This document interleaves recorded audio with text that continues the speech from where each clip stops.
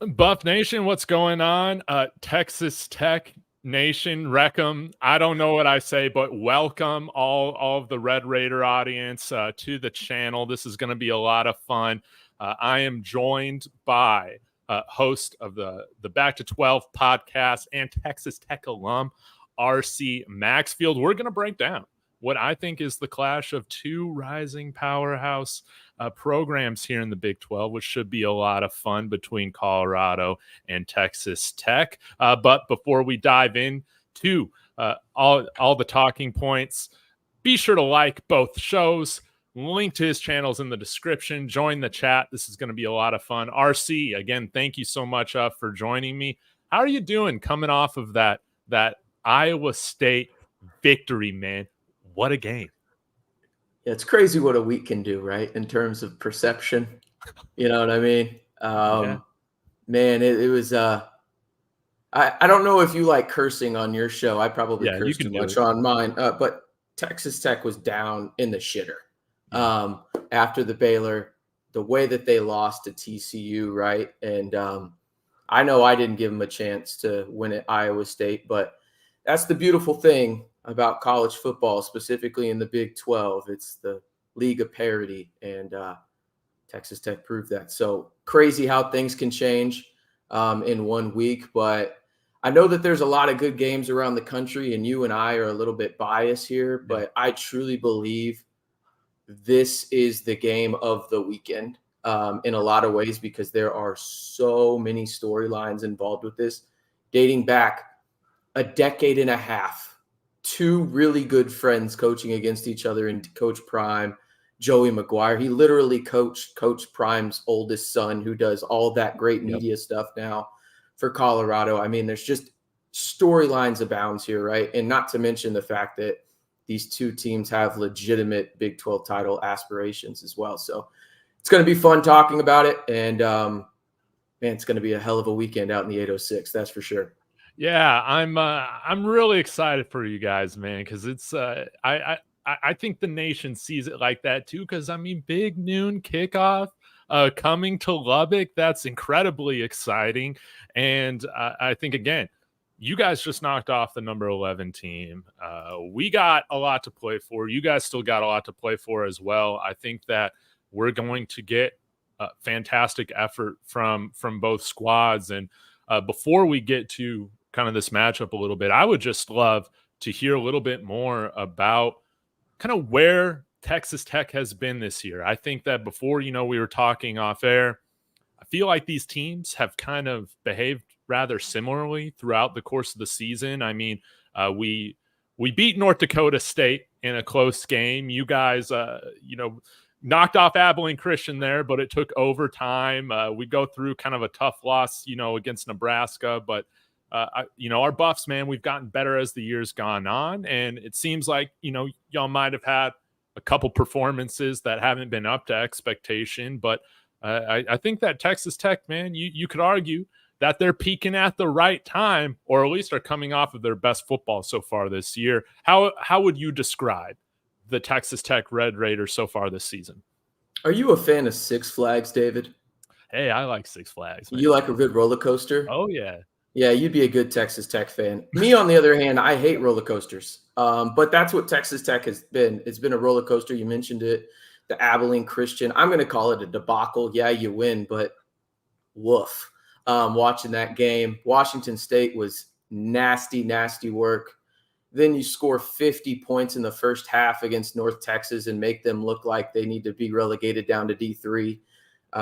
You beat a team in Arizona State that maybe has been the biggest surprise of the Big 12 season so far, a team that was picked to finish in the bottom three. Now they're bowl eligible. You beat Cincinnati, a team that has a really good squad in the second year of their coach being there. And then you go to Arizona and you win a game in a way that you haven't won a game all year, which it's a foreign concept for Texas Tech defense. It's weird. They forget that side of the ball exists. They play so good of defense against Arizona. They go into their bye and just don't prepare for Baylor at all. and allow Sawyer Robertson, the hometown kid, to come back to Lubbock and almost hang a 60-piece on him on homecoming. Not very, very, very nice of him. But anyway, then they go to TCU, absolutely just hand the Horned Frogs a victory, right? So it's kind of been a roller coaster. And then we talked about a little bit off air. No one picked Texas Tech to beat Iowa State last week. Nobody did. And if you did, you were out of your mind, honestly, just due to the 2 weeks prior. But Texas Tech, they went in, they mucked up the game, and they played a similar game to what they did against Arizona, which was defense-oriented. The offense disappeared for 37 minutes, and then they made timely plays when it actually mattered. And I think that that's probably the biggest compliment I can give Texas Tech from a team standpoint. They're never really out of it in terms of, you can tell that they're going from the first minute of the game to the last, right? Like, they're in it. Now, that doesn't mean they're going to win, i.e. the Baylor game, but they really do compete at the highest level and really do care about Joey McGuire. From a Tech standpoint, though, this is an offensive-heavy team. This is the best offense in the Big 12 on a scoring basis. Going into the Iowa State game, it was 36 points per game. Now, the issue was they were allowing 34. So, there you go. But that's really going to be the tale of this game from a Texas Tech standpoint. Is I can promise you they're going to want Taj Brooks to go in, and you're going to know who Taj Brooks is pretty early on. He is, in my estimation, and call me biased if you want, the best running back in the Big 12, maybe the second best running back in the country behind Austin Janty up at Boise State. He's 120 yards away, David, from being the all-time leading rusher in program history, and I promise you they want to do that on Fox with Coach Prime there.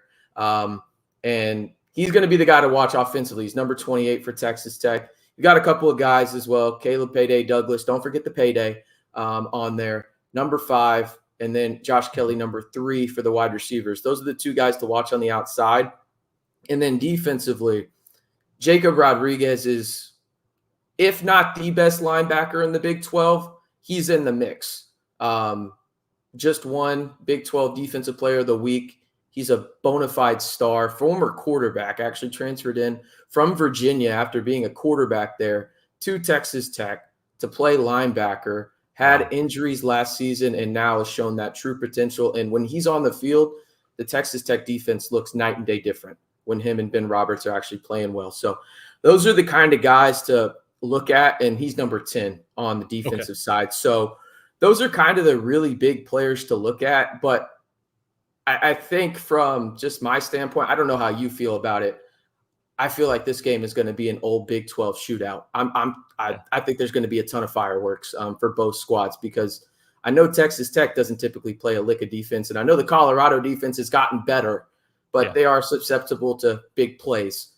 So is Texas Tech. So who doesn't love a good shootout, right? I think that's really what we're potentially going to see. I'll always take a shootout over, in Iowa. This isn't the Big Ten. One of those 10-9 games. Not a fan. Let's put up 50 points each and really have a barn burner. I think that would be a really fun outcome for this game. But like Texas Tech, I mean, you guys have had such a dynamic and explosive offense. I mean, you guys pass the ball really well. I think Baron Morton, I think he might be what I would consider maybe the most underrated quarterback in the Big 12. I definitely think he's up there in one of the best quarterbacks in the Big 12. And it was great to see. I know, again, the offense had some issues out there in Iowa State, but the weather, kind of all that, to see them get it together at the end. I don't think that happens without Morton back there. I know that I was wondering if is it Will Hammond, your 4-star freshman quarterback? I was wondering if we were going to see him, but it's looking like Morton's back, and that's bad news for the Buffs, man, because I definitely think Tech is a better team right now with Morton behind center. And I'm curious, what types of defenses do you feel like you guys have had success against the most? We're a pretty aggressive defense. We play a lot of man coverage and we blitz a lot. And so I'm curious how you guys, or how you think, RC, the Red Raiders match up with their offense versus kind of the style of play that CU tends to bring. Well, I don't think Texas Tech has seen Travis Hunter because there's one of one, right? Like he's one of one, right? When it comes down to it. So I think from that standpoint, obviously that's a mismatch from the Texas Tech side of it. But in terms of what Texas Tech offensively does best, you're kind of feeding into it at that point. They run the football the best. That's where they have to start.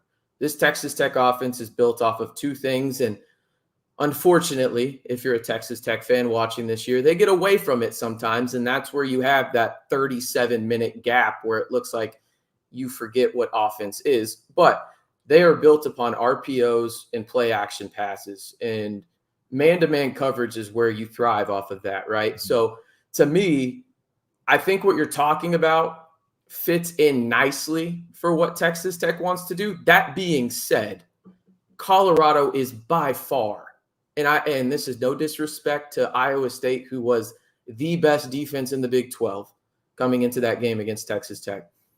Colorado is by far the most athletic defense Texas Tech is going to play this year. I don't think that that's a question. And they've gotten a lot better. I was telling David off air, I'm sure your audience will love this. I was not a Colorado truther. I did not see it. Hand up for accountability. Good for y'all. Prove me wrong. I'm here for it. Give me all the criticism. But even I can see with my bias that I had early on, this defense has improved significantly, even from just year one to year two. Now, are they perfect? No defense is in college football, but you can tell that the athleticism and really what they have in terms of the unique personnel is really starting to understand this scheme and go after the quarterback like you're talking about. And that's what Texas Tech wants to do too. The secondary for Texas Tech is cheeks. It's not good. It's really not. Shedeur is going to have a nice day, okay? But if they can hit Shedeur, much like if Colorado can hit Baron Morton, I think that's going to be the be-all, end-all in terms of the big factor in this game is which team gets after the quarterback the most and which quarterback is least affected by the different blitz schemes or whatever it may be from each team that they're going to want to throw at them. Yeah. That's very interesting, man, because Cincinnati was an interesting case study because they don't tend to bring a lot of pressure. And I just didn't really feel like stylistically that matches up well with this offense. You know, the one defense that had success, bringing four guys consistently, sometimes they would bring five, would be Nebraska. And, they have some mammoths there on that defensive line that I don't know if anybody in the Big 12 has defensive lines that can kind of stack up with that. I think teams that had more success against the offense, they have brought pressure effectively. For instance, Kansas State. I mean, they were bringing pressure. They were aggressive. How our offense works, it's a big play offense. Shedeur, I think he's one of the toughest football players in all of college football, and he is willing to take hits in order to give his guys chances for really big plays downfield. Sometimes that can be to the detriment of, taking what's available on the other underneath. But again, you live with it because you benefit so much more from it than how it holds y'all back, right? For the most part, right? Again, there are just, certain quarters where that hasn't worked out, but throughout the season, I mean, Shedeur's been playing great football. I think he'll go number one or at least be the first quarterback off the board in this year's draft. We'll see how it all shakes out. But Joey McGuire agrees with you. I don't know if you saw that today. I didn't. Yeah, in his press conference, verbatim, I wrote this quote down for you. McGuire said Shedeur is the best quarterback in college football without question. And if he was a GM in the NFL, Shedeur should 100% be the number one quarterback in next year's NFL draft. And I would tend to agree. I think the only person that's even remotely close is Cam Ward. Yeah. Right? Yeah. Like, it's between those two. And I don't – cool. Pick whichever one you want. Doesn't matter to me. They're both awesome. Yeah. Yeah, they're both fantastic. And I would agree with you, man. Like Taj Brooks, I feel like he's so slept on. He's so slept on, man, when it comes to running back talent. He has been fantastic for you guys throughout his career. And yeah, like he is definitely going to be the key for Colorado to stop. We have gotten much better in the run, the run defense or the yardage given up compared to last year. But we're still kind of teetering around the same level y'all are at. I think we're both right around 155 yards per game. Is there anything that you can speak to about Taj Brooks specifically, or just kind of the types of runs and plays that Texas Tech has run and that have had the most success with Brooks involved? Yeah, definitely halfback zone. They love getting to the outside. They love going between whether that's their left guard, left tackle, or right guard, right tackle, and really trying to get Taj out to the outside because they use their tight ends out there as well. And every tight end Texas Tech has is really good at blocking. You got Mason Tharp, who should probably be a starting power forward for a D1 basketball team. He's 6'9", 275. Goodness. Dude is a behemoth. And then you've got Jalen Conyers, who was arguably the best tight end transfer in this last year's cycle. Y'all may be familiar with him at Colorado because he previously played at Arizona State before his time. He's a West Texas kid, so he came back home. And then you got John Carlos Miller III as well. But that's really what they like to do. They like to get out to the outside. Now, that's not to say that they can't run between the tackles right up the gut.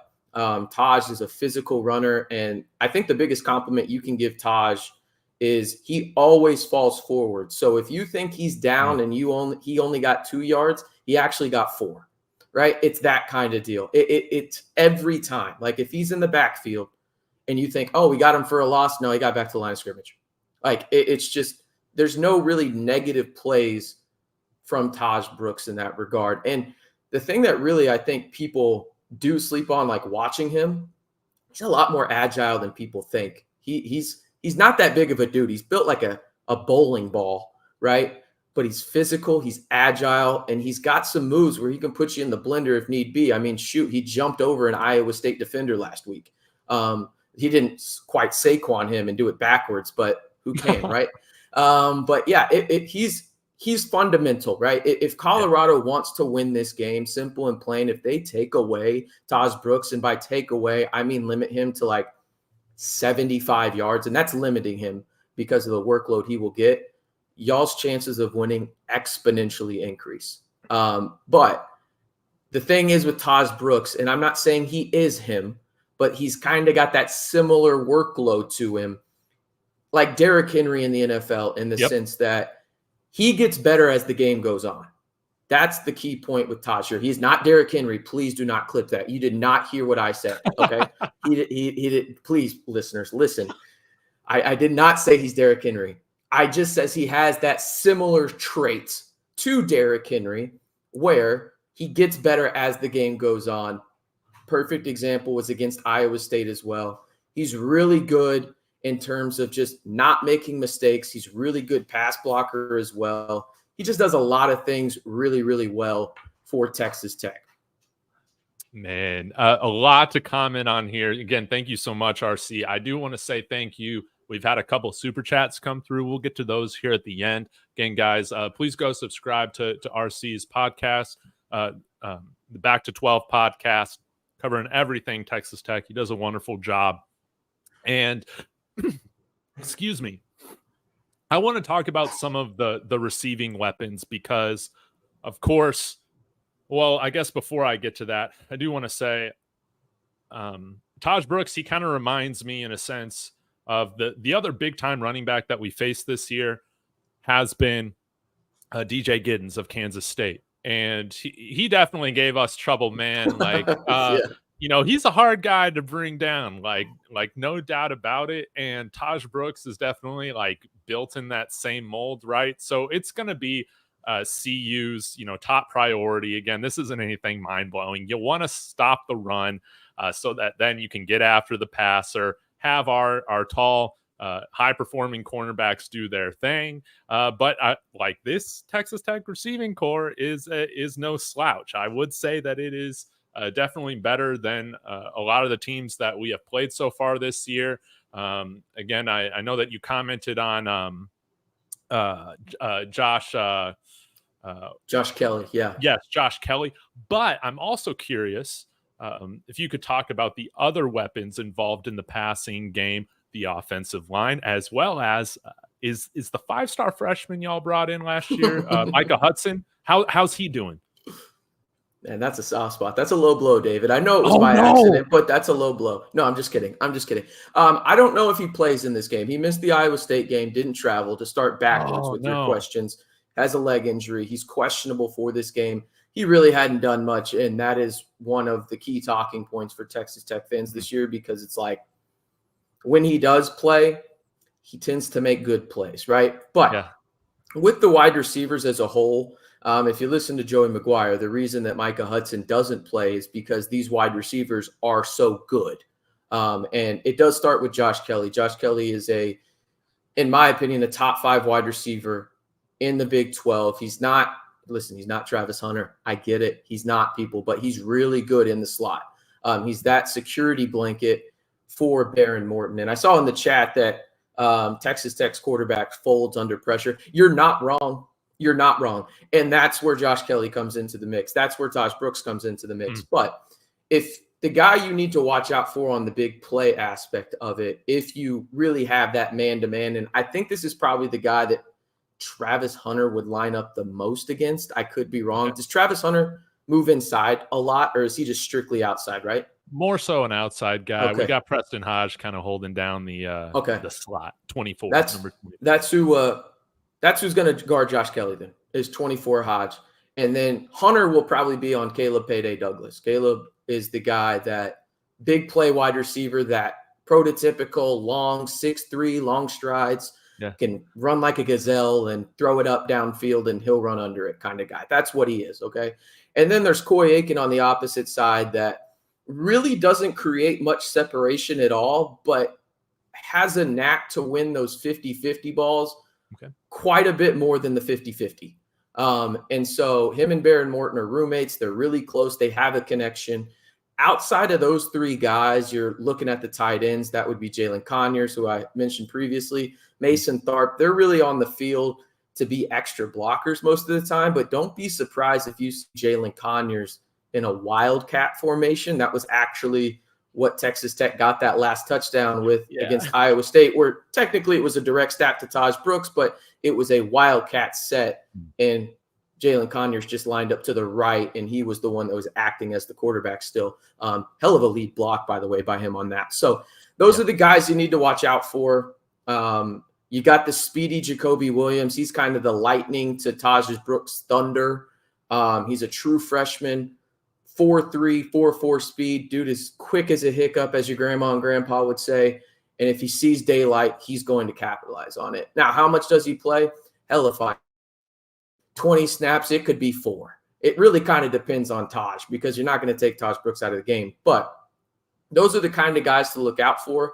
On the offensive line, it's been much like Texas Tech season, a roller coaster. They're experienced. They've gotten a little bit better.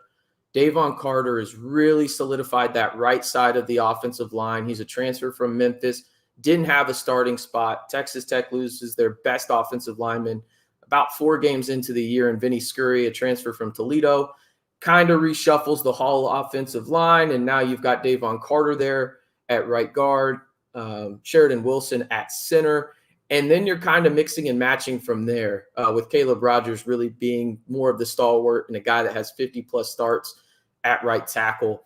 Then on the left side, that's where you've got Sterling Porcher, who is from Middle Tennessee State. And then it's either Dalton Merriman, a transfer that really didn't play too much last year, or Ty Buchanan, who actually started out as the right tackle, now left tackle.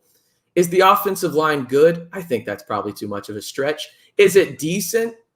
Yeah, I think that's fair. And to be honest with you, compared to last year, this is an all-pro offensive line, because last year's offensive line for Texas Tech, we could have started on it, David, and done a better job. It was that bad. It's improved. Is it great? No, but it does one thing better than I think a lot of people give them credit for, and that is they run block really well, and they are super physical, which is obviously important with a guy like Tosh Brooks. Wow, yeah, very interesting similarities with the offensive line, RC, because I wouldn't call our offensive line like stellar by any means, but I'm so happy with it because of how bad it was, exactly. last year, Exactly. how much improvement we've seen with it. And yeah, I think they've gotten better throughout time as well. But one thing I just wanted to point out to you that you'll probably notice that we started doing a few games ago is that we have been heavily rotating guards throughout the game. So that's not common. Like, no, but it's helped us. Like, it's helped us with the run game. And I think honestly, it's because I think we have some guys.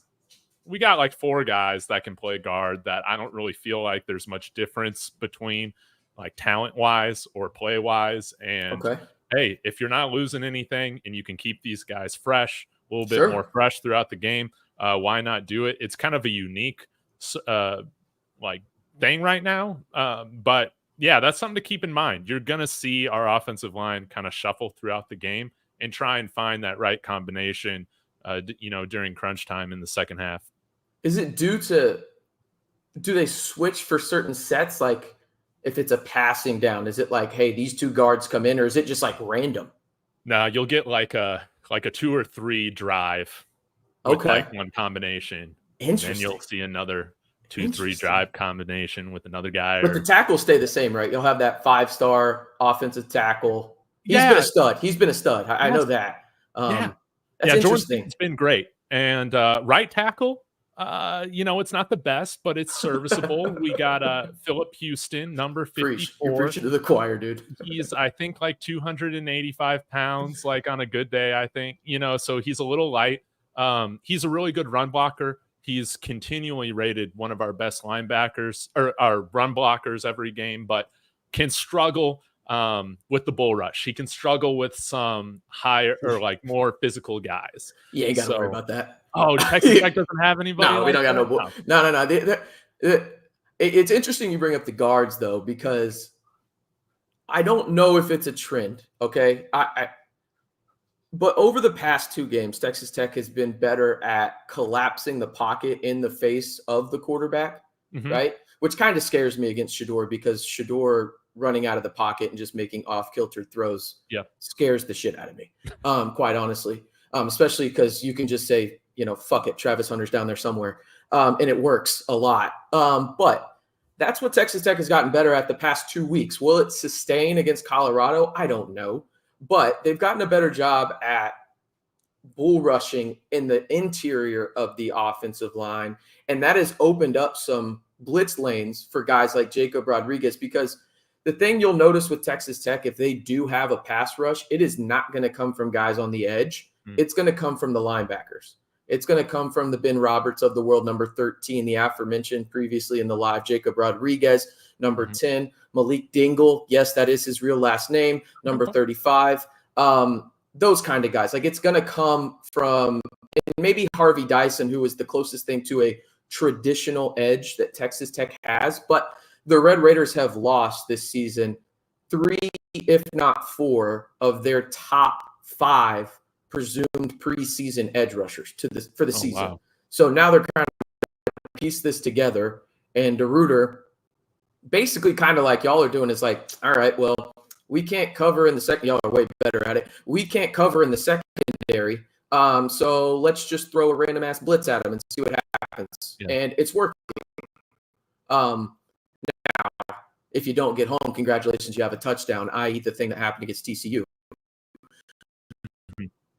Don't worry if you're a Buffs fan. Like, there's no guy that's going to ruin your night on the edge there, unless, I don't know, some kind of Christmas holiday season miracle happens on that front, and a guy, I don't know, spends all of his coins in college football 25 on being better. Yeah, no doubt about it. Well, that's super insightful, RC. So yeah, it's going to be interesting to see how both of these offensive lines fare in this environment. But one luxury that you guys have in this game that we don't is, of course, playing at home. We're going into a rowdy environment. It's been a long time since my Buffaloes have made the trek down to Lubbock, Texas for a home game. A lot of new fans coming into Buff Nation since then. So I would just love, RC, for you to kind of paint the picture. What is a game day experience like at Tech, and what are some unique things that you'll see if we have people that are visiting for this game, that they're in Lubbock for this game? What makes Texas Tech such a difficult place to play in? Man, I hope you like beer. But no, I'm extremely biased, obviously. But I don't know if there's a better atmosphere in the Big 12 on game day, in the sense that you'll hear fans, saying some things they probably shouldn't be saying to players, right? Like any fan base does, more so at Texas Tech. But then, at the end of the day, if y'all win, hey, good shit. That's kind of how it is. Now, the tradition that y'all are going to see if you haven't watched the Tech game is the tortillas. And that comes from a long line of someone at Texas A&M basically saying the only thing Lubbock, Texas has is tortilla factory. Well, they took that personal. Okay, shout out to MJ. And they started bringing tortillas to the game, and every kickoff now they throw them. Now, David, I'm going to give you a heads up. If you see a circle, a cutout circle, right, so it looks like a donut tortilla, just know that tortilla has been around some, how do I say this, jewels per se, more than likely, because they check if you have tortillas, because they don't want you throwing them. So they pat you down. They check your cowboy boots. They check your shirt, right? So girls will be stuffing them, and then guys will be packing them. You know what I'm saying? And so, listen, if that's not a great tradition, I don't know what the hell. You don't love college football. But you'll see that. You'll see the masked rider, which is super cool, in terms of you'll have the masked rider come out on the horse when they bring the players out. There's just a lot of cool traditions. You've got everything from the standpoint of almost like Mississippi State, a little bit better, not as annoying in terms of the bells, but really it's just a passionate fan base, man. A lot of people think Lubbock, Texas is this small college town, and it's got that feel, but it's got 400,000 people, man. Like it's a big place, right? A bigger city than Boulder. Yeah, it's with students, 400,000, and it's continuing to grow. And so they're passionate about their Red Raiders. They're friendly. It's really just goes back to the whole adage of like, hey, we'll treat you how you treat us kind of deal, right? Like if you're a hostile fan, they'll probably be a little hostile to you. If you come up to a tailgate and ask for a beer, they're probably going to give you one. It's that kind of deal. So it's a great environment. It's going to be loud as hell. I think this is probably the loudest environment y'all play in all year, because I don't know about you, David, and maybe I'm going down your dock too far here, but I truly believe this game is it's basically an elimination game if you want to make to Arlington for either team. Yes. Right. So like if Tech loses, they've got 3 losses. You can forget about them. If Tech wins, Colorado has 2 losses, but Tech has the tiebreaker. Yep. Right at that point. So I think this is an elimination game for both of these teams if they want to play right down the road from where I'm at here in Dallas, in Jerry World. And I think that the stakes are added to it, and it just makes it that much more enjoyable. And I think the crowd is going to be that much more lively. And the old grandpa in me is questioning, do I bring earplugs? The younger guy in me is like, hell no, enjoy this shit and don't have a voice on Sunday. So it's just going to be awesome, man. But again, remember, if you see a tortilla with the circle in it, you know where it's been, David. You know where it's been. Yeah. As a West Texas guy myself, I can tell you, man, the Texas Tech home field advantage, it's slept on, man. It's slept on nationally. We did go to Lincoln earlier this year. That was pretty loud. This is definitely going to be right up there, I think it will probably be louder than UCF. Yeah, I should preface this. I forgot y'all went to Lincoln. I should say from the stadium standpoint, right? Obviously, Nebraska holds more people. Ton. But from just like capacity wise, it's going to be just as loud. Yeah. Like it's going to be that way. Yeah. Because this is one of the biggest games that Tech has had in a while out there. Again, it's elimination game, in the grand scheme of things. Yeah. The playoffs, I think for us, they, in a sense, they're still on the table. Absolutely. Yeah. Well, it almost started for us the week against Arizona, because it's like we have to win out in order to make the conference championship and have an opportunity to do that. We need some buff luck to go in our favor. We got some of that this weekend with the help of the Red Raiders, but ultimately, in order to put ourselves in that position, we need to handle business before we get too concerned about what everybody else is doing. And this is a big statement game. I think that since Lincoln, we've been better and better playing on the road, and this is going to be another fantastic test to see, like, truly, I believe that we needed to play our best football the last third of the season, and this is the perfect way to start out, saying, all right, have we elevated our play coming out of this second bye week? Are we ready for what's going to be, I think, a really great environment and a really great test? RC, like, before we wrap things up, man, anything else, like any lingering thoughts on this matchup or anything like that? No, man, I'm excited. I was telling you before we hit record and went live, like, this is a game I circled right away. Knew I'd be out in the 806 to watch this one. I was a doubter of Colorado, full hand up, accountability. They have proven me wrong and then some. And it's going to be a hell of an environment out in the 806. I got to ask you before we head out, though, David, what's your prediction here? I think I know where you're going. Oh, yeah, man. Well, you're the first one to ask me, so I haven't thought about this too far, but I really do think, man, our Buffs, I can't pick against our Buffs, man, really, ever since, that game against UCF. I think we've seen this team turn the corner. Even though we lost to Kansas State, I thought we played really, really tough, and I think that this truly has been a team that has gotten better every week, and there's too much on the line, I think, right now for a lot of these guys, to where they're going to come in locked in, focused, motivated, and I guess I'll pin this on, I think we're going to be able to protect Shedeur good enough to hit those guys downfield. That's really what every game kind of comes down to with CU, is that, and our magic number with the running backs is at least 20 carries. With the running backs, we win. Last two games, we've actually had more running plays than passing plays, which is crazy. I don't think that will happen against Tech, but that's, I think, what this game comes down to. So give me Colorado. I don't know what the spread is, but I'm gonna go with give me Colorado by 10 points. Okay. Yeah, I think you probably know where I'm. Yeah, I think you probably know where I'm going. And to be fair, I will say this. I would pick Colorado if it was on a neutral site or in Boulder.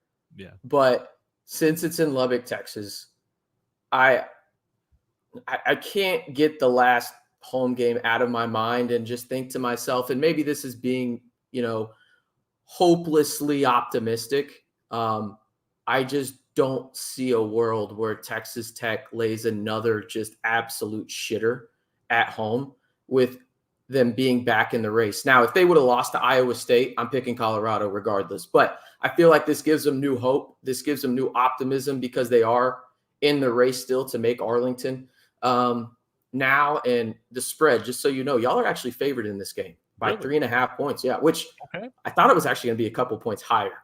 I thought it was going to be around like 5.5, but it's 3.5.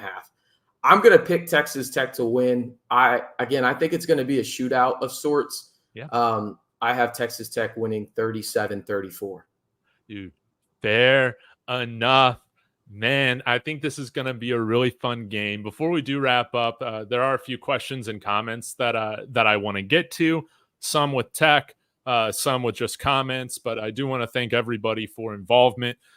in this. Again, please be sure to like both streams. Go subscribe to RC's podcast in the description of my video. Love having other Big 12 content creators on the show. It's always really fun. Rad Daddy here with the $10 super chat. Again, thank you so much for supporting the channel. Yeah, he's pointing out here, versus the same opponents, Texas Tech has allowed more points against our shared opponents, and that's going to be something that hopefully we can take that confidence into this matchup and really capitalize on. But it's a vulnerable defense, but we have to do our part. David, that's a really nice way to describe that defense. Vulnerable is really nice. That's generous, in fact. Here we'll get to Coach Barry. Coach Barry, RC, you got to know, he's won over $36,000 betting on the Buffs this year. He's absolutely killing it. So thanks for sharing some of the winnings. Coach Barry says, what's up, Dave?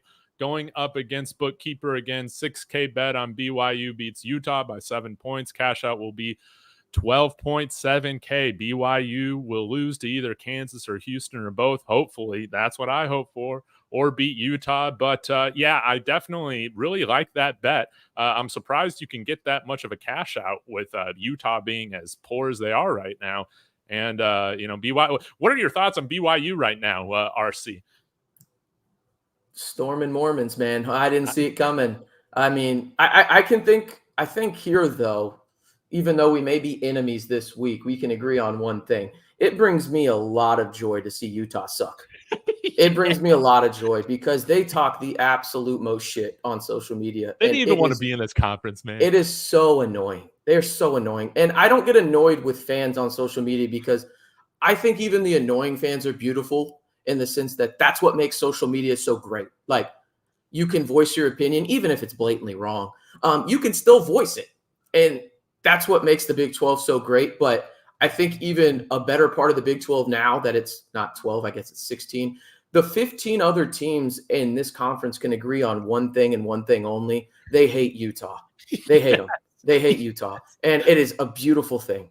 Yeah, it's great to feel united in that way. I thought they were the most overrated team coming into the season. And this is the year we finally beat them at home. We're going to get it done. And yeah, what's going on next week for y'all, right? Yeah. So look ahead game, question mark, get caught napping, question mark as a Tech fan.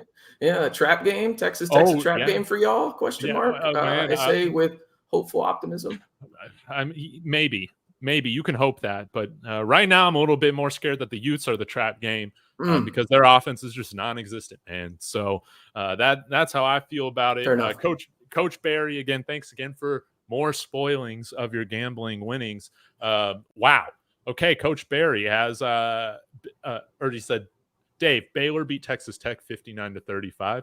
We have shut down Texas Tech wide receiver. We have to shut down Josh Kelly, as you pointed out. RC, 8 receptions for 127 yards against Iowa State. Khalib Douglas, you talked about him, 3 TDs versus Baylor. And running back, you also hit on him, RC. Jacoby Williams, he's that true freshman dynamic running back. You're absolutely right. Real quick, RC, I would just love to hear you describe Jacoby Williams a little bit as opposed or in comparison to Taj Brooks. Blink and he's gone. So he's an interesting story because he's a kid from a 2A school in Texas, middle of nowhere. I don't even remember what it's called. No, he probably doesn't even remember what it's called. Just kidding, Jacoby. Love you. But you thought he was going to redshirt. And so Texas Tech lost their backup running back, Cameron Valdez, for the season. And then they had another true freshman, Cam Dickey, who is basically just Taj Brooks 2.0. I mean, he literally looks like Taj as a freshman running the football. He gets hurt. So now it's like, well, shit, we have to use Jacoby. And you can see the freshman in him still, like there's mistakes. But when he hits a hole and has an open lane, like the spark is there. And he really is the lightning component to that backfield. How much will he be used? I don't know. But when he's in the game, he's a viable threat, not only on the ground, but pass catching as well. And he can make one cut and go to the house. He's got that type of speed. But Yeah, man. He's the backfield for Texas Tech is truly a dynamic one in multiple ways, and it probably is the major point of emphasis for Deion and crew, and rightfully so, with Taj Brooks being the best player Texas Tech has by, I don't want to say a country mile, but maybe a city mile. Yeah. Want to get to this over from your channel, In Season with Casper, asking, have other teams spied on Shedeur? How effective has it been? No.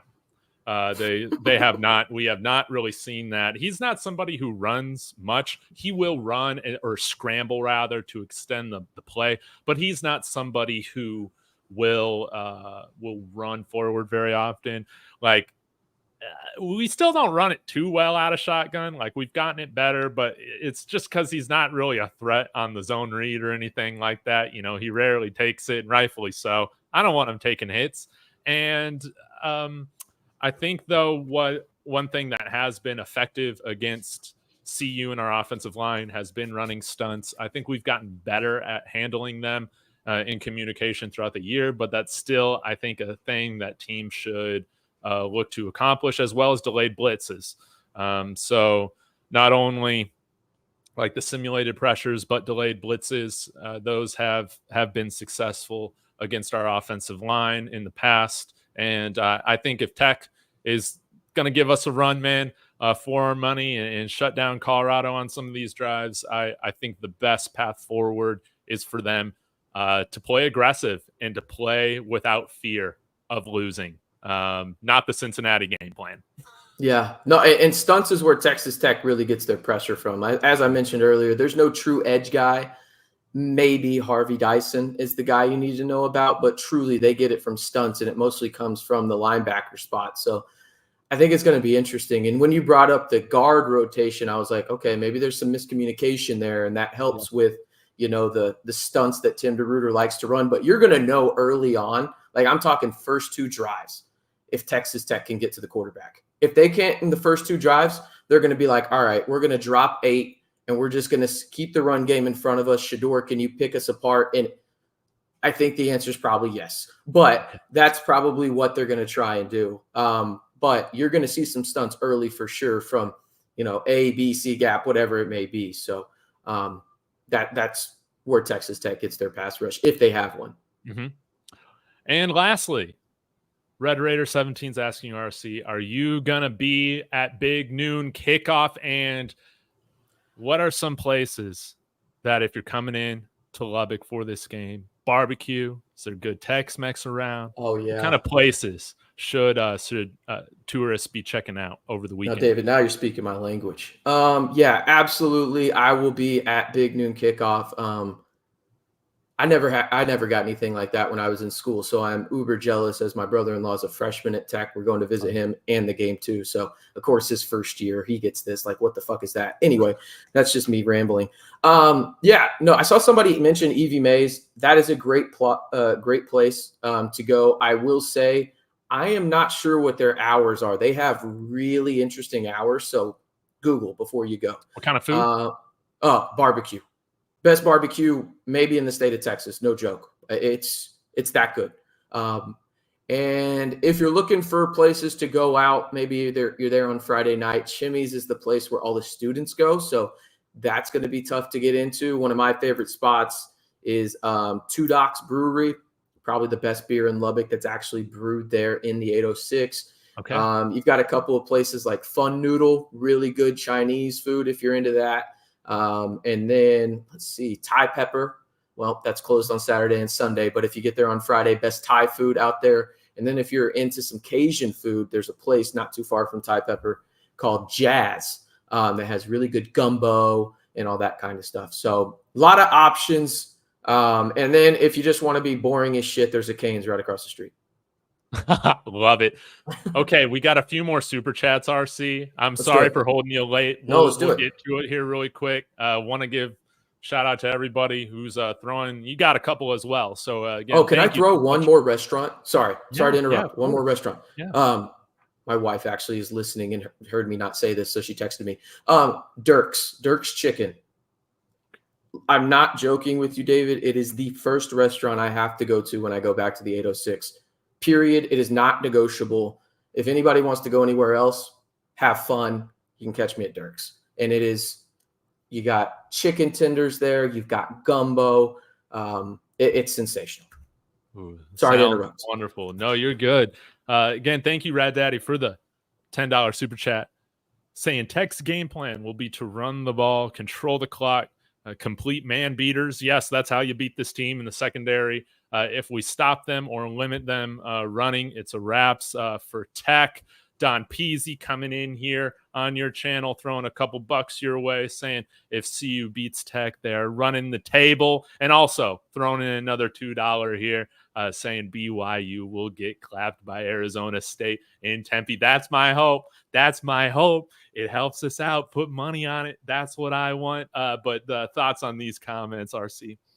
I think Rad Daddy's 100% right on this. I think one of the most telling stats in this game is if Tech wins the time of possession, their chances of winning increase dramatically. Now, obviously, part of that is that they have to limit the big plays from Colorado because big plays don't really take too much time. But right.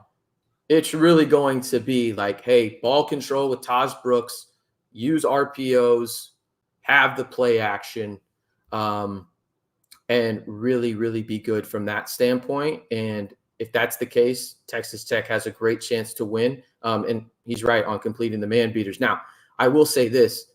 You're going to see Baron Morton throw some of the ugliest passes you've ever seen in your life. And then you will see him throw an absolute dot that maybe only like Aaron Rodgers in his prime will throw. And you're like, wait, where the fuck did that come from? Like, he does that once or twice a game. And that's not to say Baron Morton isn't a good quarterback. He is a good quarterback, but he's a lot better when Texas Tech uses play action and the RPO game. Because if they get away from that, that's where the Red Raiders just completely disappear. And if they disappear against a team like Colorado, congratulations, y'all are heading back to Boulder with a dub. RC, thank you so much for joining the channel, man. This was a lot of fun. Let's be sure to connect, man. I think we play next year. I can't remember, but next time hopefully it's in Boulder together.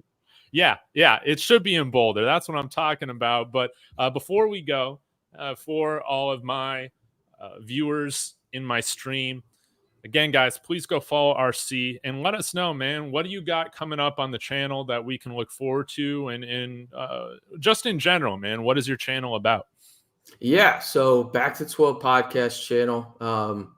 Shameless plug, largest independently owned Texas Tech YouTube channel. Only one's bigger by the university, but give daily videos on Texas Tech football, ranging from game previews, doing lives like this with other fantastic content creators in the Big 12 like yourself, or just talking Tech hoops. That's the big one now. Basketball season is here, people, and out in the 806, that's a big freaking deal. In year 2 of Grant McCasland as they try and get a little bit deeper into the NCAA tournament, kind of like y'all did last year, except y'all are in a rebuild now after everybody left. But yeah, everyone's gone. We digress. So really just talking about Tech football, Tech men's basketball, and then maybe a sprinkle or two of the Big 12 overall. But it's engaging. It's fun. Almost 11,000 strong Red Raiders over there. And never a boring day when it comes to talking about Texas Tech and creating content around it. I love it, man. I love it. Well, guys, thank you so much for joining. Again, big credit, RC, for spending your evening. Hey, now you got some time to go watch Pat Mahomes, I guess is what we're all about to do. I'm headed to the Mavs game, though. Oh, okay. Gotcha. Well, again, thank you so much, everybody, for the super chats, for engaging in conversation. And RC, man, enjoy Big Noon Kickoff. That's so special. Hope you guys have a wonderful time. I will cheer selfishly for my Bucks to get the dub, but again, really do appreciate you coming on the show, and let's be sure to do this again next time this matchup rolls up. Yeah, absolutely. And David, before we head out, great job, man. You're one of my favorite content creators in the Big 12. That's what I think that makes the Big 12 so special, is there's guys like you and myself that like we're not afraid to create with other people. Like, I feel like sometimes when you're associated with a bigger brand out there, it's like, oh, I don't want to talk to this smaller creator, quote unquote. It's like, well, that's where the conversation is at the grand scheme of things. So I think you do a phenomenal job, man. And I really appreciate you letting me tag onto your channel and discuss what I think is the biggest game in college football this weekend. And let's go, baby. Guys, thanks again for tuning in. Rack 'em and Sco Buffs.